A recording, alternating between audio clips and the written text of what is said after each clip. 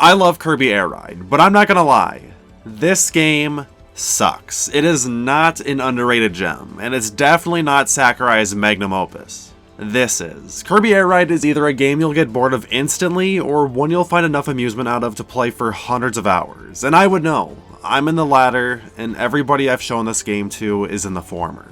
But what makes it so divisive? Kirby Air Ride is a weird game. It's Mario Kart, but for amputees. The game's gimmick is that you only use the joystick and the A button. Vehicles move forward automatically, and with this one button you can brake, drift, eat, attack, file taxes, the whole shebang. And because of its simplicity, the game will feel very dull. At a glance, there's no skill required. All but one track can be cleared without any inputs, and the lack of a Grand Prix mode to win trophies means there aren't many incentives to play a course more than once. It also doesn't help how little content there is in the kart racing mode. One vehicle, 8 racetracks. You could clear it in half an hour, but hey, maybe we're getting quality over quantity. What sets Kirby Air Ride apart from other kart racers? Well, the first thing that comes to mind are the power-ups. In Mario Kart, each map will have boxes you can run into to get an item to either help yourself or attack another driver. Kirby does things differently. Because he can eat characters to copy their abilities, enemies are placed around the racetracks to serve as those items, but you'll quickly learn that most of them stink. Their range is either too short or they're very hard to aim. So my takeaway has always been that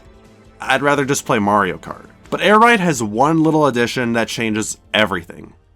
The checklist. Clear objectives to unlock goodies. As you play, new stars to ride become available. There's another map, different colors of Kirby to use, music, and a couple other odds and ends. It's fun seeing the vehicle roster grow.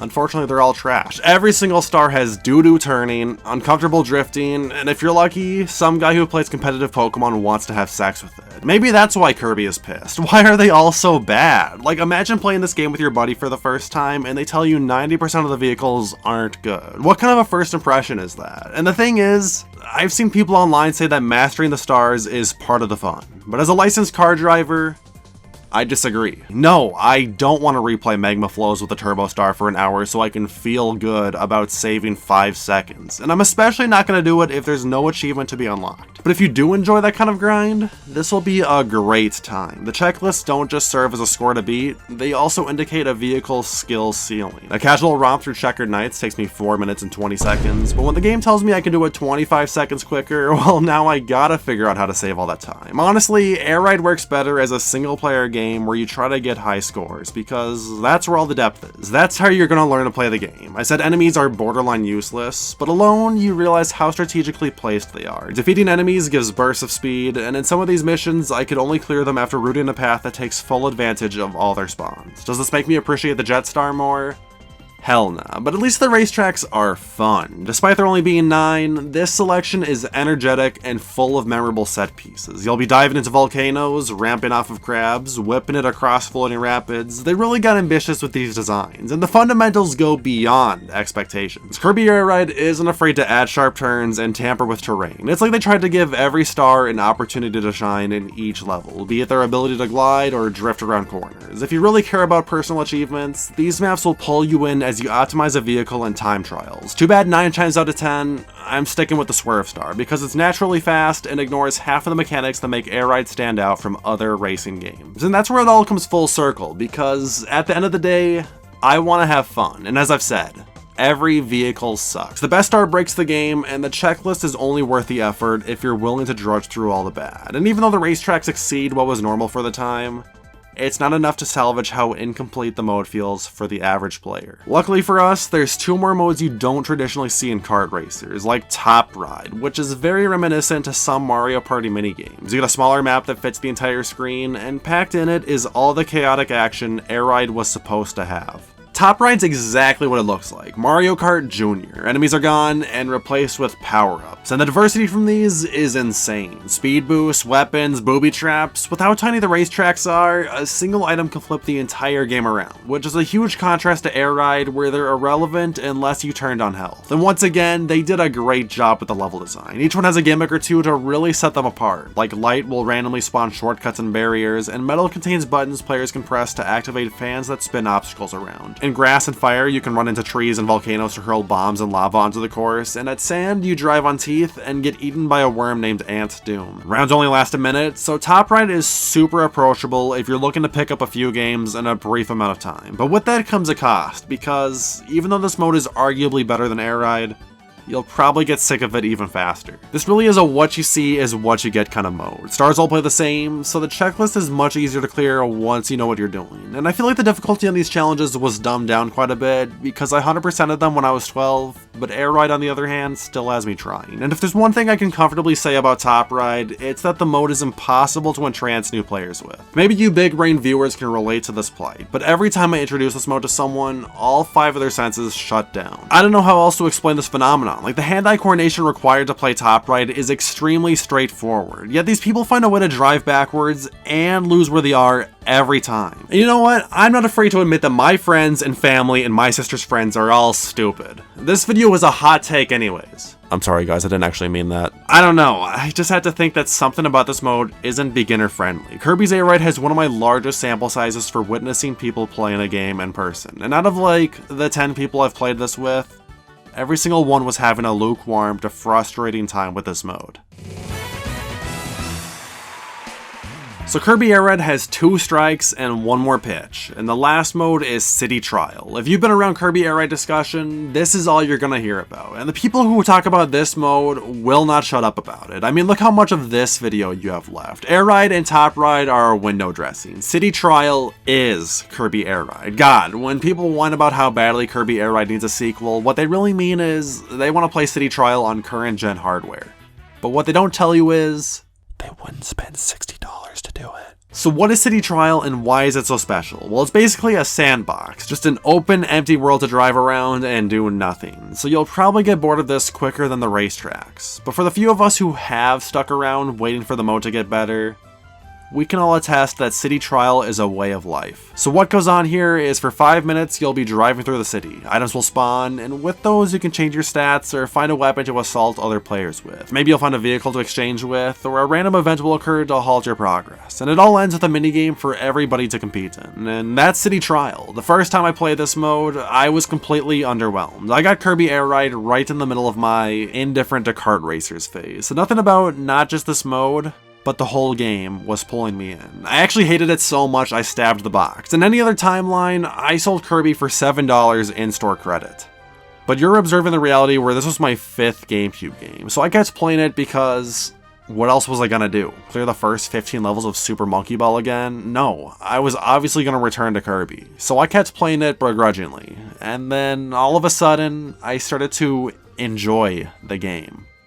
And even more weird, I wanted to play Kirby Air Ride. So you know that lovely checklist I've mentioned a few times? It's basically the glue keeping this game together, and I think its best use is with City Trial. So many of these objectives require just mindless, non-stop playing. You pick a challenge like eating 3 glizzies in 1 round, and the next thing you know, you've wasted an hour looking for wieners and having the greatest time ever. Completing a challenge in City Trial is one of the most satisfying feelings in gaming. So many of them aren't about being the best there ever was, but just getting lucky that you found 10 of the same stat booster in a round, or a Slick Star and Formula Star spawned at the same time so you can destroy one while riding the other. This is the type of mode where you're at the mercy of RNG, which makes City Trial the perfect comfort game. You wouldn't believe it, but Kirby Air Ride is the go-to game I'll play with my sister when we're riding. Like, it wouldn't be far-fetched to say we've clocked over 200 hours in City Trial alone. And even more crazy is how boring we play this game. Bro, we live and die by the compact star. Like I said,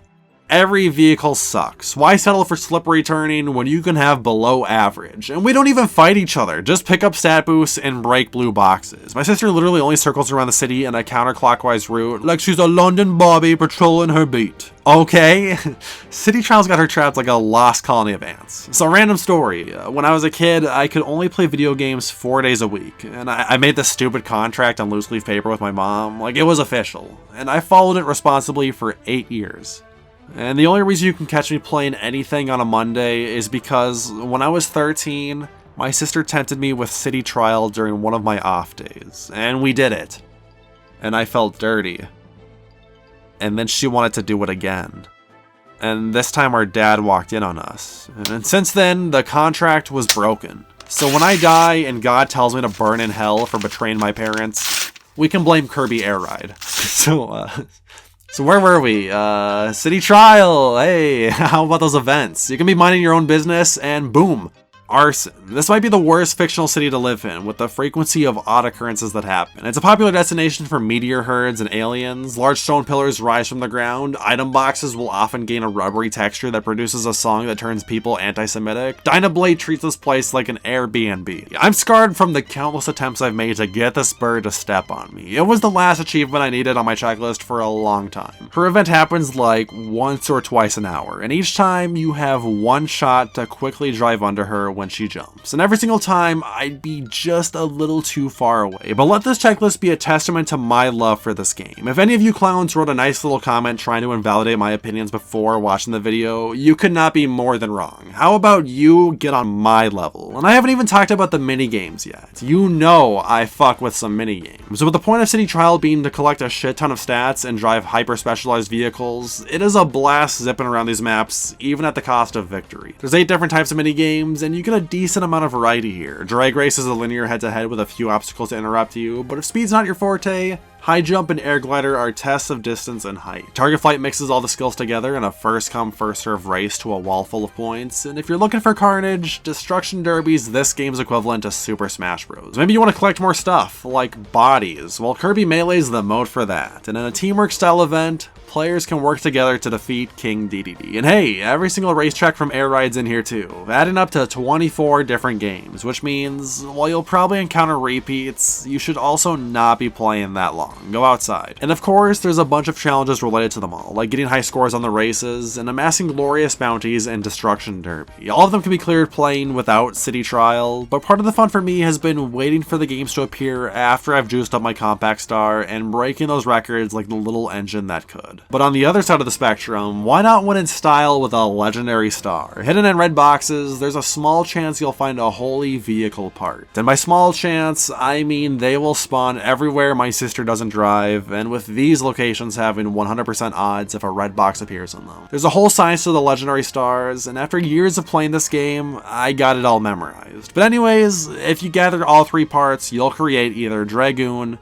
or Hydra. One's a beast in the skies, while the other is not a freak in the sheets. Playing with my sister, I always like to passively attempt to collect one, but you know we're doing it wrong since their purpose is to drive conflict. In a competitive setting, yeah, I don't want my opponent to unlock one. In most of the minigames, these are a guaranteed win, and if you're fighting other players over these parts, and just fighting in general, it might produce a healthier metagame than whatever you want to call this. And maybe it's another reason we can't get our friends to like this game. I've already said Top Ride was a bust at pulling in new players, but City Trial is even tougher. How do you explain this mode? There isn't a goal. We just invited you to our sandbox and didn't give you a shovel. Of course you weren't going to have a good time. And that's why I struggle to say Kirby Air Ride is a fun game. It's a multiplayer racing game that's best when played alone, completing stupid achievements. And without Kirby being here, it would be even more irrelevant. People like to defend this game because Sakurai made it. But it's okay to admit he doesn't have the Midas touch. Honestly, I'd love to see a sequel if it had an expanded City Trial, more racetracks, and better feeling stars. But when it comes to it, there's nothing about Kirby Air Ride I can easily recommend. If you're looking for a kart racer, I'll quickly point to Mario. And while there isn't a comparable substitute to City Trial, hey, I mean, Mario Party's always there. You know the meme where the guy has played a game for 1,000 hours and doesn't like it?